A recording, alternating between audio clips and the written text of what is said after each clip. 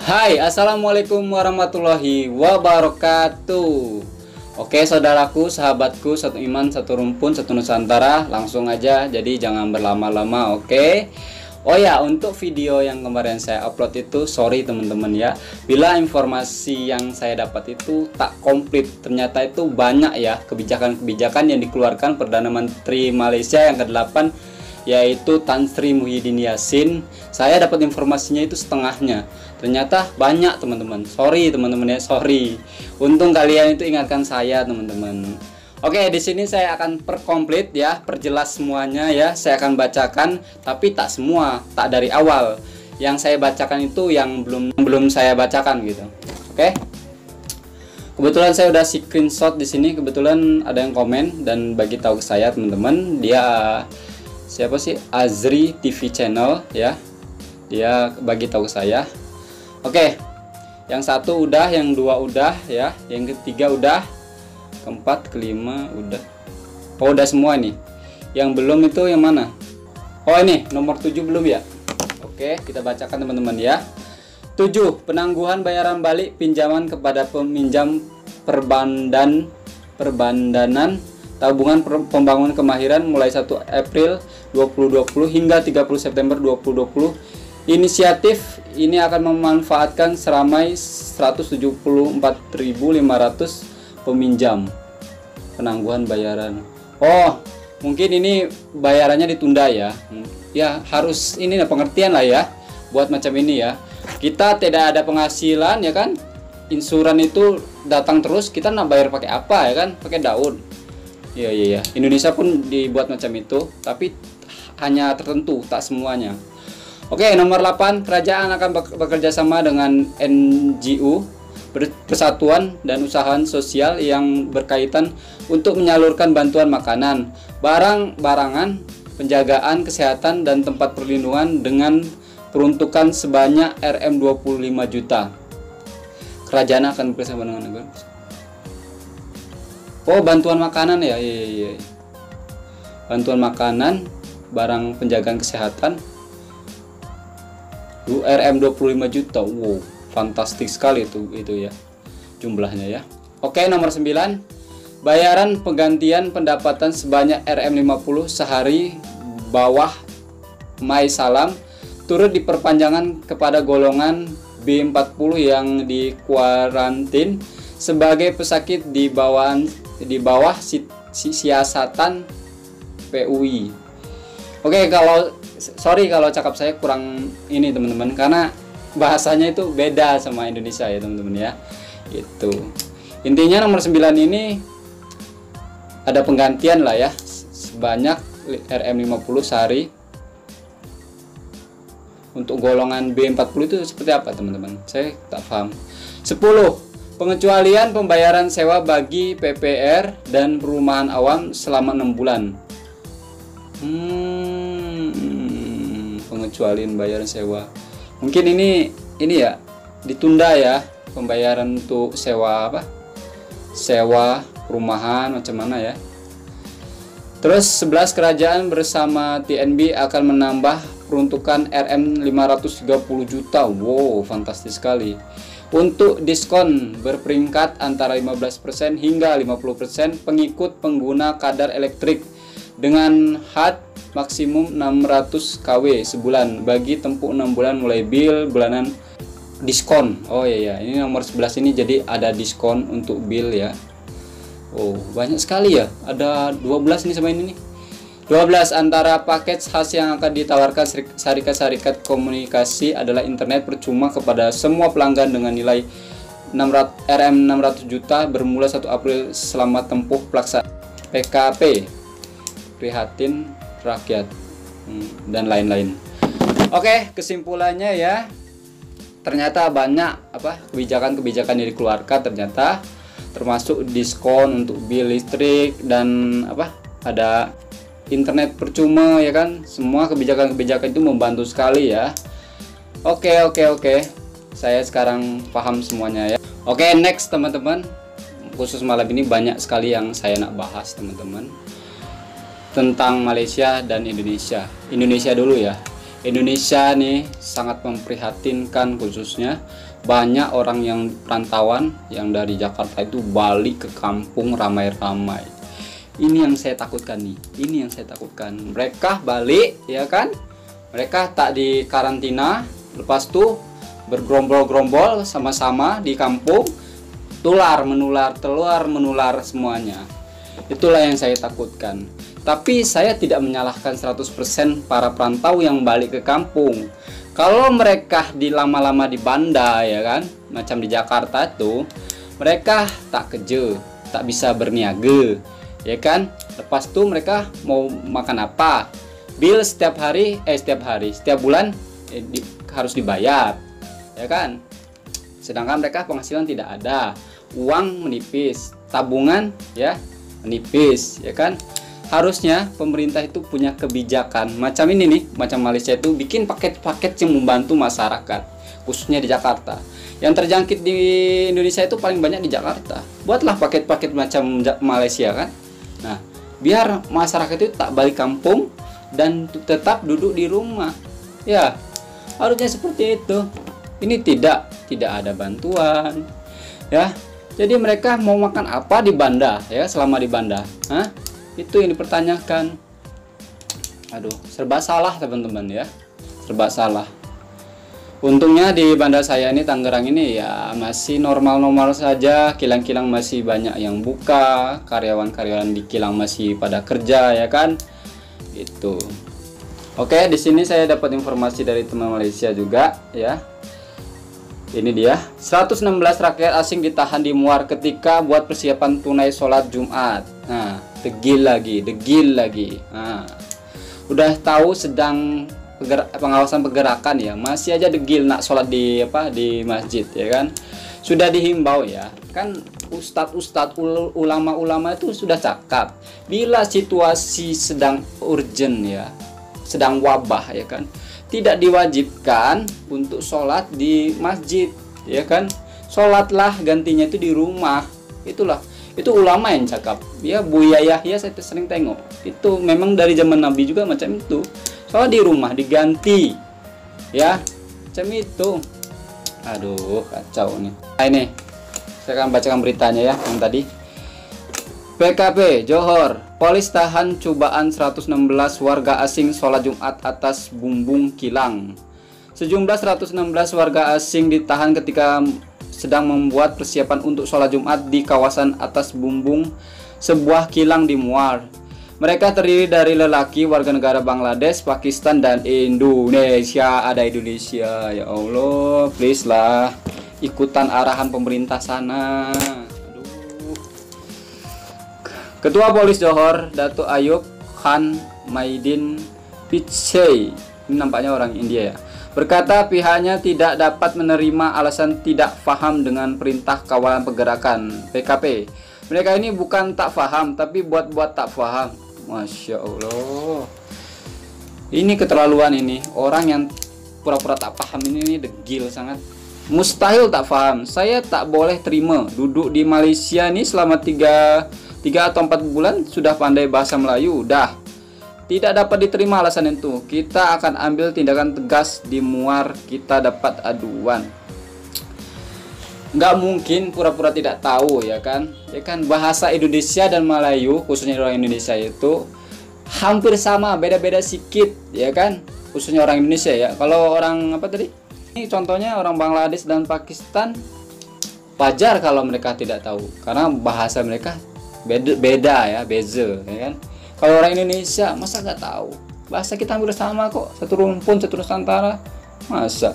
Oke teman-teman, di sini ada teman Malaysia kirim berapa video ke saya ya. Saya pilih ya, tak semuanya saya tengok ya kan. Kalau semuanya tengok durasinya panjang kan. Oke, di sini salah satunya adalah warga Indonesia merayu bantuan di Malaysia. Lepas itu adalah Malaysia salah satu negara yang dipilih jalani penyelidikan obat remdesivir ya. Lepas itu ada lawak tak dibuat-buat, temu ramah dengan penoreh getah. Lepas itu ini yang banyak request nih. Ini yang banyak nge-DM saya katanya, please mas, ini ada berapa orang ya, puluhan orang yang nge-DM saya, lagu kebangsaan Malaysia negaraku parodi plus lirik video. Hah? Kok di sini gambarnya kok macam gambar pisang sama monyet sih? Di parodi ini. Oke, saya penasaran teman-teman. Oke, kita buka satu-satu ya. Jom.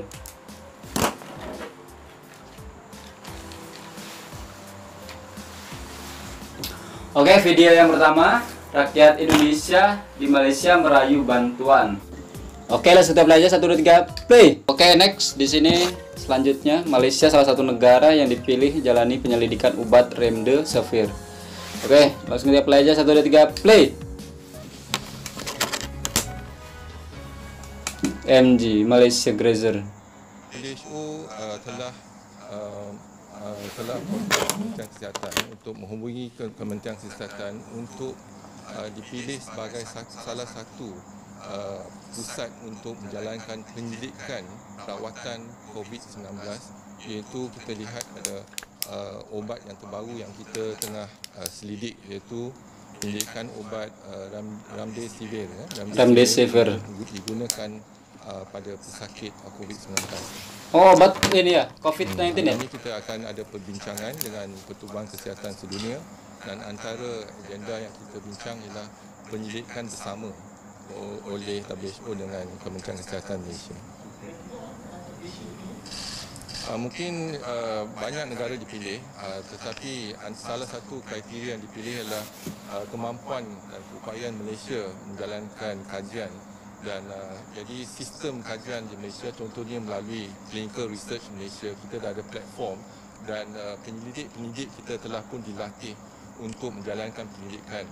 Jadi antara sebab yang kita dipilih ialah kita dah dikenal pasti sebagai satu negara yang mempunyai sistem kesihatan penyelidikan yang baik, dan mungkin sebab itu WHO telah pilih Kementerian Kesihatan untuk melaksanakan atau penyelidikan ini bersama.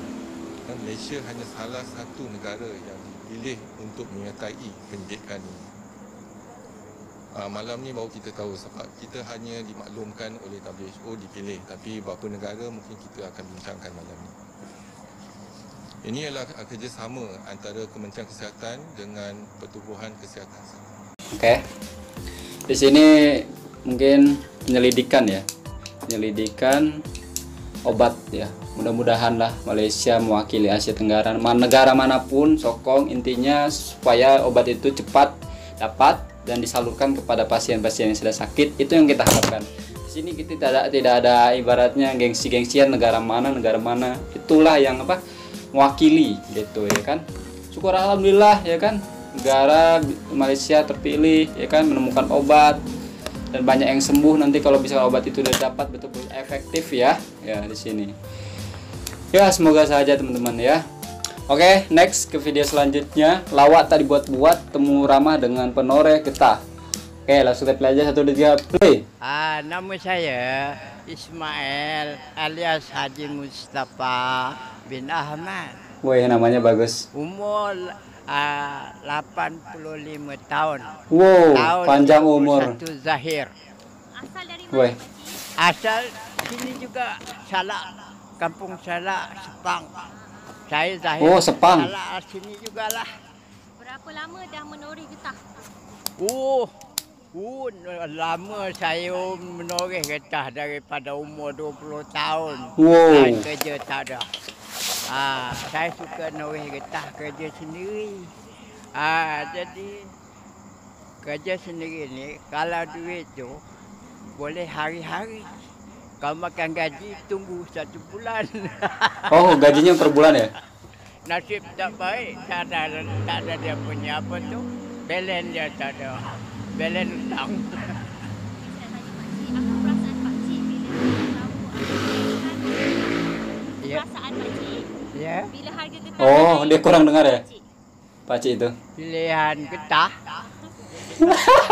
Getah naik, apa perasaan Pakcik? Woi, sekarang okey, sekarang dalam 2 bulan ini semalam cucu saya datang beli RM3.70. Yang sudah ni RM2.30 nak makan apa? Sekarang dah naik. Syukur Alhamdulillah. Lapang dada. Kira cukup belanja lah. Lebih tu tak ada lagi. Maklumlah orang kampung. Dia semua nak makan, semua nak beli. Okay, apa pakcik nak cakap kepada pihak kerajaan kerana membantu untuk menaikkan harga getah? Oh, perasaan. Apa pakcik nak cakap untuk pihak kerajaan? Ucapan terima kasih ke? Oh, saya syukur sangat pada kerajaan. Pimpinan Datuk Najib. Oh, ini yang lama ya videonya. Selama Datuk Najib ini jadi Perdana Menteri. Ini yang lama ini kita, videonya. Wah, segala-galanya mewah dah. Bantuan bantuan rakyat satu Malaysia pun dapat. Yang sudah ni mana ada? Tak ada. Tak cukup belanja. Kalau ini adalah bantuan sikit. Nak beli rokok ke? Oh, jangan pakcik, aduh enggak sehat pakcik. Motor ke adalah bantuan. Sungguh sikit, makna ada tinggi besar. Lawak ya dia, happy hidupnya. Harga ke ataupun bagi stabil sekarang harga tu? Kalau dapat tu, maklumlah negara kita Malaysia ni dah mewah. Yes, Kalau betul. dapat, biarlah tambah lagi harga. Biar lebih daripada RM4 pun tak apalah. Baru orang kampung, bukan saya seorang. Orang kampung, penoreh getah. Baru dia dapat buka ketiak lenggang lebih sikit. Ketiak lenggang sedikit. Kalau dapat bagi saya minta bagi pihak kerajaan. Kalau dah naik itu harga getah dah.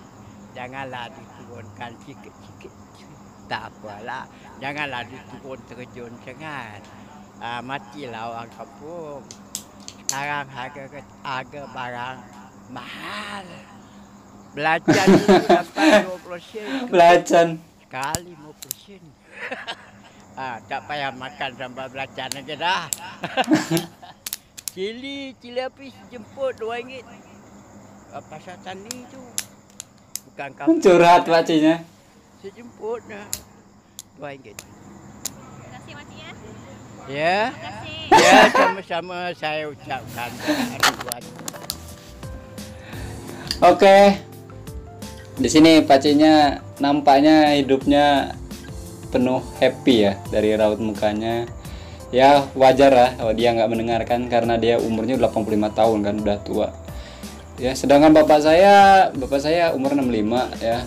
Ya alhamdulillah masih sehat. Cuma kan pakcik ini lebih tua ya. Ya mata dia masih sehat, masih bisa melihat ya, cuma pendengarannya ya wajar ya udah tua. Lepas tuh masing-masing saya cakapkan kemarin. Perdana Menteri itu ada kelebihan kekurangan ya. Kalian hargai, kalian hormati, jangan membanding-bandingkan. Masing-masing itu ada kelebihan. Yang sekarang sama yang dulu masing-masing ada yang punya kelebihan gitu. Jadi kita menghormati ya siapapun itu yang jadi pemimpinnya gitu. Oke, pakcik ini menghibur malam ini buat saya ya. Semoga pakcik sehat, oke. Oke, next video teman-teman. Di sini lagu kebangsaan Malaysia negaraku parodi plus lirik musik. Ini nampaknya kurang ajar banget ya. Dari picturesnya udah tidak mengembirakan ini. Oke, langsung play aja. Jangan berlama-lama. Oke, play lagi. 1, 2, 3. Play. Jap. Kurang ajar itu. Lihatin picturesnya. Inilah yang bikin gaduh kedua negara ini nih. Nih. Dari picturesnya ada seekor itu ya, monyet ngerokok, terus ada pisang. Itu bener-bener kurang ajar, merendahkan ini. Ini nggak ada kerjaan. Ini anak-anak micin kalau sebut sini. Tahu nggak anak-anak micin? Kalau bahasa itu anak-anak Maggi itu. Maggi itu buat masak tuh. Kalau kebanyakan makan Maggi apa? Jadi otak tuh sarap. Nah ini salah contohnya. Oke, play lagi 1, 2, 3, play.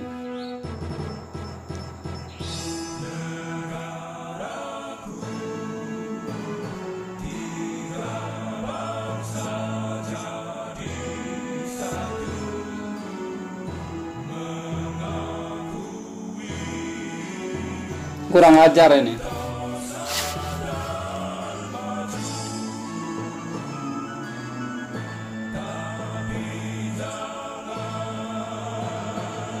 Nampaknya nih liriknya dirubah ya.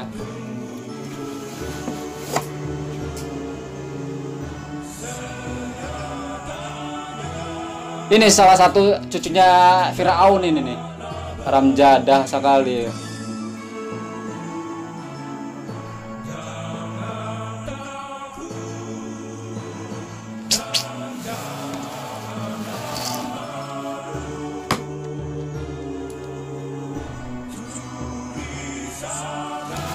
Ini benar-benar udah ngelantur ini, nggak bener ini. Lirik diganti, gambar itu diganti semuanya. Madesu sangat nih.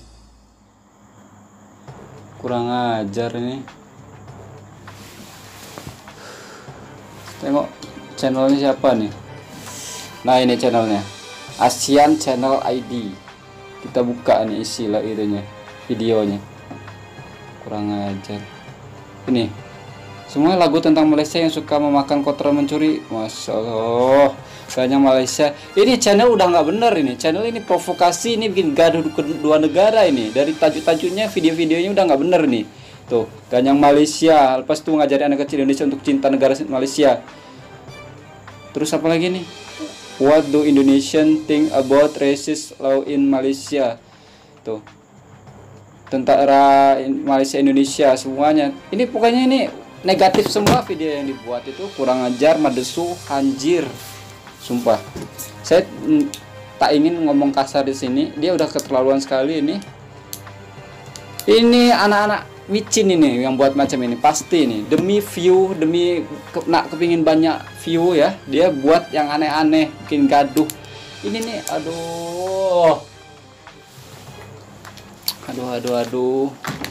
Yang dia musuhi, yang dia benci itu bukanlah orang kafir, bukanlah orang non-Islam ya kan. Ini saudara sendiri, haram jadah sekali nih.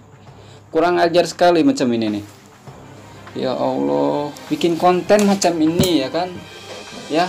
Terus kalau dia meninggal tuh, ini bakal diwarisin, bakal ditengok orang terus-menerus. Dosa itu akan mengalir, cuy. Semoga kamu lihat. Dosa kamu itu akan mengalir. Lihatin ya, saya lihat.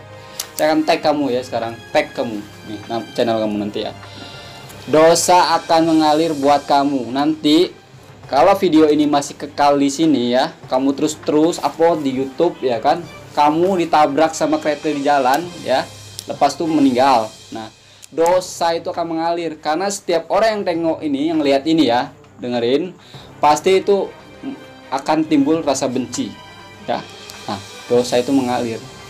Bagus-bagus kamu bikin konten ini yang bermanfaat, akan mengalir ya.